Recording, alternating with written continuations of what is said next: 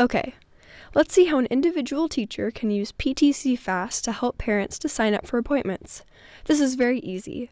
I'm going to do this as if I were a first-time user. Let's go to the homepage of PTC Fast. All kinds of options here. You can explore these later. I'm just going to click on Teacher School Login over here on the left. I'm a first-time user, so I'm going to be typing in information on the left here. Email address. Let's put that in.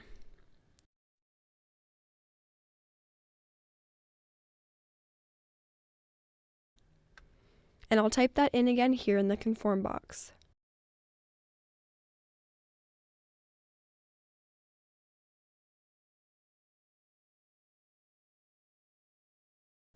Now it wants a password. Let's enter Hotel Figaro, and I'll confirm that. Now it wants the name of my school. Let's put that in.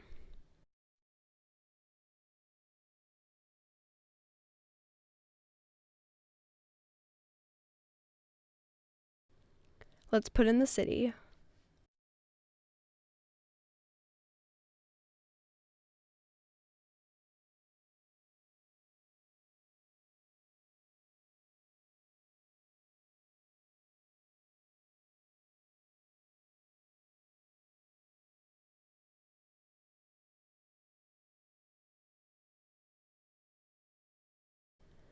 Now it takes me to a new page, which lets me add new conference. It gives me a little explanation of what I would need to do if I were creating multiple conferences, but we're going to skip that in this video because we're not doing that. Okay, so let's call this Miss Holland's conference.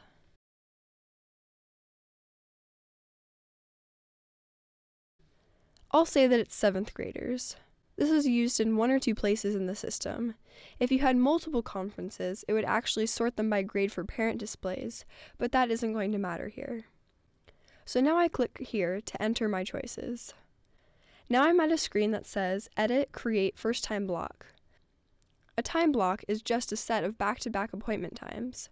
You can have multiple time blocks in a day, and you can set up as many days of conferences as you want. In fact, you can even set up overlapping time blocks. So for example, you could have 2 time blocks of appointments between 10 a.m. and 2 p.m. running concurrently. People who do team teaching or want to bring in more than one parent at a time sometimes do this. But I'm not going to talk about that now. You can find information on that in the user guide. Okay, so now I have to pick the date. Let's go for October 1st, 2014. I'm going to set up my first block of conferences from 10 a.m. to around 12:30 when I want to go to lunch. I'm going to set up each one to be 15 minutes long, with 5 minutes between conferences so I can sort my notes. You can see that there is a drop-down menu here with a bunch of choices. So I'll go ahead and set the start time to be 10 a.m. I'll set the length of meeting to be 15 minutes. And the gap, let's set that to 5 minutes. It could have been 0, of course. A lot of teachers, maybe most, don't have a gap. Now it wants me to choose the end time of the last appointment in the time block, not the time when the last appointment begins. Note that it has calculated all the possible end times based on the start time, the length of the meeting, and the gap. I usually get lunch around 12:30, so let's pick the 12:20 end time. So now I just submit selected times and display schedule. It tells me I'm creating 7 appointment slots of 15 minutes long with 5-minute breaks. That's just what I want. Now I want to set up the afternoon conferences, so I go up here to where it says click here to add new block, and let's click on that. The date will still be October 1st, but for the afternoon block, suppose that for some odd reason I want to start at a funny time like 2:05. I can do that. I just need to select Other here at the very top of the choices. I need to now type in 2:05 p.m. You have to include the AM or PM. Again, we'll have 15-minute conferences with a 5-minute break. I want to wrap up the day at around 5 p.m.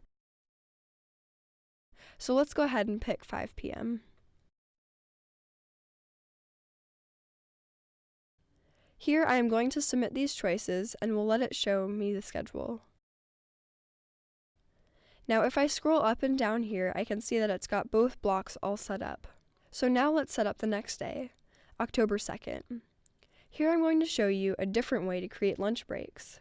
I'll set up a similar schedule to the one we made for October 1st.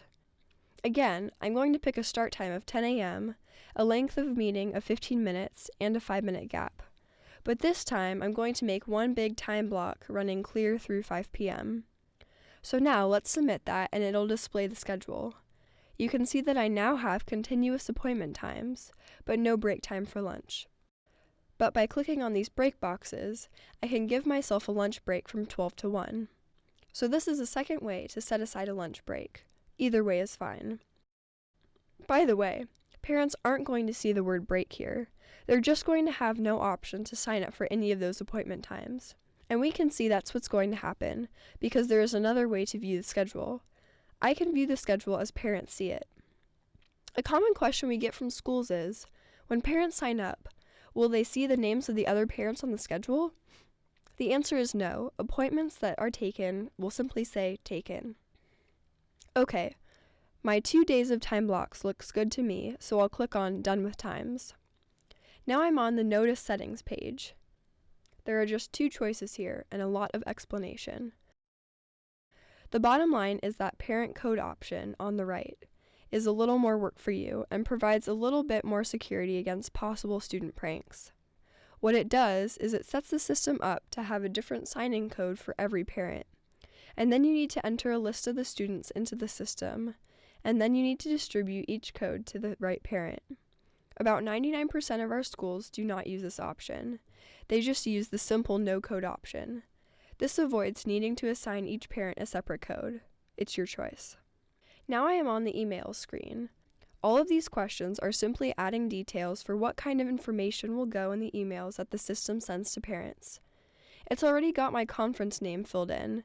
I put it in a minute also.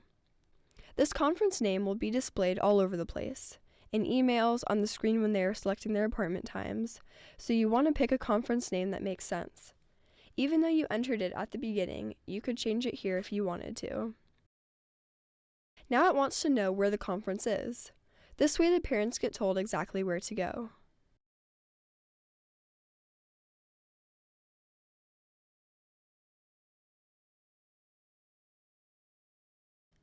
And now it wants to know what parents should be told to do if they do not have internet access. I guess they can call me, so let's put a phone number here.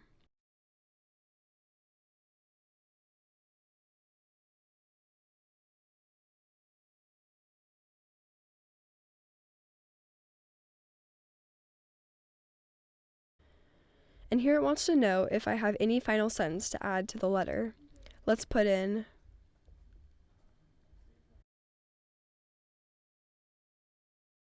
And finally, it's asking me what to do if a parent hits reply to a notification email. I'll have the reply go to my own email. The next screen is called Reports and Deadlines. This asks whether you want to get regular reports as the parents sign up and how frequently that should happen. The default sounds good to me, so I'm just going to stick those. The system always wants me to specify a deadline for parent signups. I'd like to have a few days notice about who's coming, so I'm going to pick 4 days here. This next section here is called Designate Colleagues. This is really for schools where an administrator is setting up a bunch of conferences for different teachers and wants these teachers to get their own emails. Since I'm running my own conference here, I don't need to designate anyone here, so I'll just leave this blank and submit my choices. Okay, now I've been taken to a screen called Launch. This is where I activate the conference so parents can go ahead and sign up. Here on the left, I can see all the choices I made. If I wanted to change any of these choices, I could click on the link here, like Notice Settings or Emails, and it would take me back and let me change these choices. A lot of choices can even be changed after the conference is launched, although obviously once an email has gone out to parents, that can't be undone. Alright, I'm going to go ahead and launch the conference. If I want to look at the terms of service, I can do that here, but I'm just going to go ahead and confirm. Now it's giving you a very important message here. It says, now that you launched, you have 2 options for letting parents know how to register. Seems like the first option is for schools with multiple conferences. I'm going to go with the second option of generating printed letters to send home to my parents. Okay, now I'm on the Manage Conference and Account page. If you scroll down, you will see lots of tools for managing the account.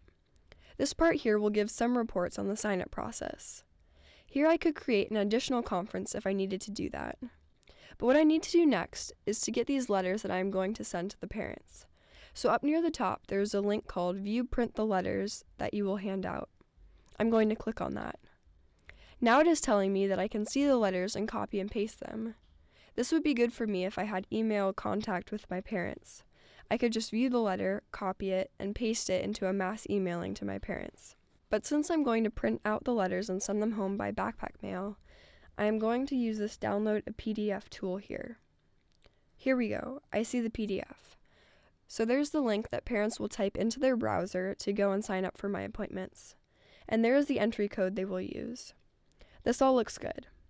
I'm going to go ahead and save that to my desktop. So now I'm set. I've saved the PDF of this letter and I can print it out and distribute it to parents however I want. I am all set to get reports from the system at my own email address. I left the default selections back there on notification settings, so I'll get lots of reports. I'm going to log out now. If I come back and log in again, the system will start me out in the Manage Conference page, and from there I can adjust the settings and choices I have made. I can even change account settings like my email address, my password, and so forth.